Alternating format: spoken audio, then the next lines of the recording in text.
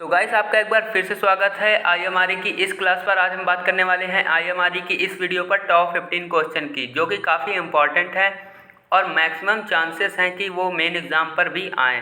तो चलिए देख लेते हैं क्वेश्चन। पहला क्वेश्चन है, फिलर गेज के द्वारा क्या मापा जाता है? फिलर के गेज के द्वारा अलाइनमेंट मापा जाता है, डाया, गैप या फिर नन ऑफ दिस। तो फिलर गेज के द्वारा मापा जाता है गैप या फिर अंतराल, हिंदी में जिसे बोलते हैं। तो ऑप्शन सी करेक्ट है। नेक्स्ट देख लेते हैं डायल गेज। डायल गेज द्वारा क्या मापा जाता है? गैप, अलाइनमेंट, रेजिस्टेंस या फिर ऑल ऑफ दिस। तो डायल गेज के द्वारा मापा जाता है यहाँ पर अलाइनमेंट। चेक किया जाता है जब हम लोग कपलिंग करते हैं तो दो सॉफ्ट या फिर बोल सकते हैं जो दो मोटर हैं या फिर किसी भी ऐसे इंस्ट्रूमेंट जो एक साथ जोड़े जाते हैं, तो उनका जो अलाइनमेंट होता है वो चेक किया जाता है कि दोनों एक ही रेखा में हैं या नहीं, एक ही सीध में है या नहीं। तो यहाँ पर ऑप्शन बी एकदम सही है। नेक्स्ट देख लेते हैं, मेगर की रेटिंग किस में प्राप्त होती है? ओम में, एम्पियर में, वोल्ट में या मेगा ओम में? तो मेगर की रेटिंग प्राप्त होती है मेगा ओम में। मेगर एक ऐसा इंस्ट्रूमेंट है जिसके द्वारा हम लोग वायर का जो इंसुलेशन होता है उसका रेजिस्टेंस मापते हैं। नेक्स्ट देख लेते हैं, ट्रांसफार्मर में किस प्रकार की ध्वनि आती है? जब भी आप कभी ट्रांसफार्मर के बगल से गुजरते होंगे तो उस पर एक आवाज़ या फिर एक ध्वनि धीमी धीमी से सुनाई देती है। तो वो किस प्रकार की ध्वनि होती है, उसकी आवाज़ कैसी होती है? बूम करके या फिर चिट चिट करके या हम करके या नन, इनमें से कोई नहीं। तो ट्रांसफार्मर से जो ये क्वेश्चन है ये काफ़ी बार जेई और एई के एग्ज़ाम में भी आया है और आईएमआरई में भी काफ़ी ट्रांसफार्मर से रिलेटेड क्वेश्चन है, काफ़ी टेस्टिंग हैं, तो उसमें भी ये क्वेश्चन दिया हुआ है। तो इस क्वेश्चन का आंसर जानना आपके लिए बहुत ही ज़रूरी है। तो इसका सही आंसर है सी, हम। इसकी हमिंग की आवाज़ आती है। नेक्स्ट क्वेश्चन देख लेते हैं, ट्रांसफार्मर में हमिंग की आवाज़ किसके कारण आती है? ऑयल के कारण, हाई वोल्टेज के कारण या फिर टेम्परेचर के कारण या कोर के कारण? तो आपको इसका बताना है सही आंसर कि ट्रांसफार्मर में हमिंग की वॉइस नॉइज़ किसके कारण उत्पन्न होती है? कोर के कारण। ऑप्शन डी एकदम करेक्ट है, कोर के कारण होती है। नेक्स्ट देख लेते हैं 6 नंबर क्वेश्चन। 6 नंबर क्वेश्चन में कहा गया है, ट्रांसफार्मर ऑयल में टेस्ट करते समय कितनी ऊंचाई पर तेल को रखते हैं? ये जितने भी क्वेश्चन गाइस आपके लिए लेकर आए ये बहुत ही बेसिक और डीपली क्वेश्चन है, जो कि आपके एग्ज़ाम पर 100% चांसेस हैं कि इनमें से कुछ क्वेश्चन पूछे जाएं। तो इनका आपको बेसिक से अध्ययन करना होगा और अपने नोट्स पर भी इन क्वेश्चन को लिख लेना है। तो बात कर लेते हैं, ट्रांसफार्मर को ऑयल जब चेक करते हैं तो उसे कितनी ऊँचाई पर रखते हैं? तो यहाँ पर दिया गया है कुछ डाटा 10 mm, 20 mm, 30 mm और 40 mm। तो ट्रांसफार्मर ऑयल जब टेस्ट करते हैं तो उसे 40 mm ऊंचाई पर रखते हैं। तो ऑप्शन डी यहाँ पर सही है। नेक्स्ट देख लेते हैं, ट्रांसफार्मर ऑयल की नमी किस टेस्ट से चेक करते हैं? Type test, routine test, commissioning test या फिर क्रैकल टेस्ट?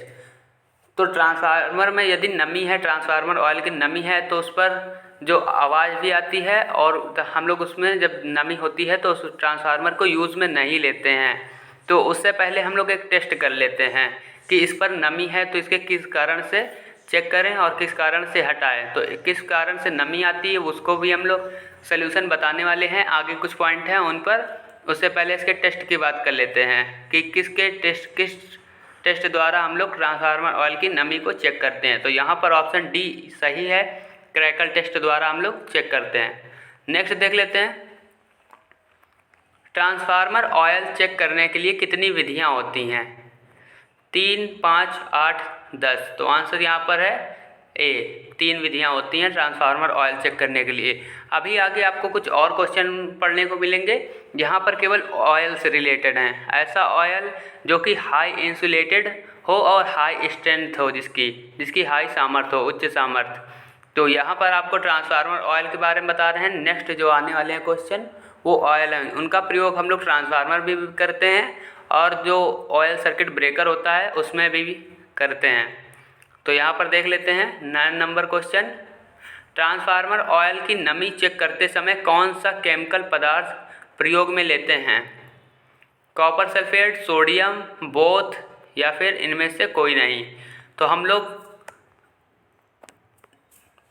ट्रांसफार्मर ऑयल की नमी चेक करते समय जो मटेरियल यूज़ करते हैं वो होता है कॉपर सल्फेट एंड सोडियम। तो यहाँ पर ऑप्शन सी एकदम सही है। नेक्स्ट देख लेते हैं, टैप चेंजिंग ट्रांसफार्मर का उपयोग करते हैं step up step down both none. तो यहाँ पर भी ऑप्शन सी एकदम करेक्ट है। हम लोग जो टैप चेंजिंग ट्रांसफार्मर यूज़ करते हैं वो step up and step down के लिए होता है। तो गाइस अभी तक हमारे टेलीग्राम ग्रुप से नहीं जुड़े तो जुड़ जाइए, लिंक आपको डिस्क्रिप्शन पर मिल जाएगी। वहाँ पर क्विज गेम चल रहा है जो डेली रात के 8 बजे होता है, तो आप वहाँ से प्रिपरेशन और रिवीजन दोनों कर सकते हैं। नेक्स्ट क्वेश्चन है, इंडक्शन मोटर का सॉफ्ट बना होता है। इंडक्शन मोटर का सॉफ्ट किस मटेरियल से बना होता है उसकी बात करी गई यहाँ पर। तो ऑप्शन है carbon steel, copper, mild steel या फिर ऑल। तो यहाँ पर जो इंडक्शन मोटर का सॉफ्ट होता है वो हम लोग प्रयोग करते हैं माइल्ड स्टील का। तो ऑप्शन सी यहाँ पर सही है। नेक्स्ट देख लेते हैं, ऑयल को शुद्ध करने की कितनी विधियाँ होती हैं, 2, 3, 4 या फिर सभी। तो ऑयल को शुद्ध करने की विधियाँ होती हैं 4। तो ऑप्शन यहाँ पर सी सही है। नेक्स्ट देख लेते हैं, ऑयल को शुद्ध करने की सबसे सरलतम विधि कौन सी है, ब्लॉटर फिल्टर मेथड है या फिर बाई अर्थ फिल्टर मेथड या स्ट्रीम लाइन फिल्टर मेथड या फिर सभी। तो ऑयल को शुद्ध करने के लिए, उसको फिल्टर करने के लिए सबसे अच्छी और सबसे सरल विधि है अर्थ फिल्टर विधि, क्योंकि इसमें अन्य के कंपैरिजन अगर देखा जाए तो इसमें ज़्यादा कुछ करना नहीं पड़ता है। जैसे कि हो गई ब्लोटर फिल्टर मेथड, तो इस पर कई बार इसको फिल्टर किया जाता है, इसके बाद चैम्बर में भेजा जाता है और उसको गर्म किया जाता है। लेकिन जो अर्थ फिल्टर मेथड है इस पर ऐसा कुछ नहीं किया जाता है। इस पर हम लोग पाउडर एक होता है उसका यूज़ करके इसकी नमी को हटा देते हैं। तो ये सबसे सरलतम विधि है, ऑप्शन है बी। नेक्स्ट देख लेते हैं, ऑयल में नमी की मात्रा को कम करने के लिए कौन सा पाउडर प्रयोग करते हैं। पॉन्ड्स पाउडर, जो कि लड़कियां लगाकर बाजार निकल जाती हैं और बहुत ही खूबसूरत दिखती हैं, तो वो हो गया पॉन्ड्स पाउडर, या फिर डर्मीकूल पाउडर या मेटासिल, या फिर बाल कटाने के बाद जो नौवा लगा देता है वो। तो आपको इसका सही आंसर बताना है कि जो ट्रांसफार्मर ऑयल या फिर जो ऑयल होता है हाई इंसुलेटेड ऑयल, उस पर कौन सा पाउडर डाल के उससे नमी हटाई जाती है। तो यहाँ पर ऑप्शन है सी, मेटासिल। नेक्स्ट देख लेते हैं, क्वेश्चन लास्ट है 15 number, resistance and reactance earthing का प्रयोग कब करते हैं, जब करंट का मान बढ़ जाए, जब करंट का मान घट जाए, बोथ या फिर नन।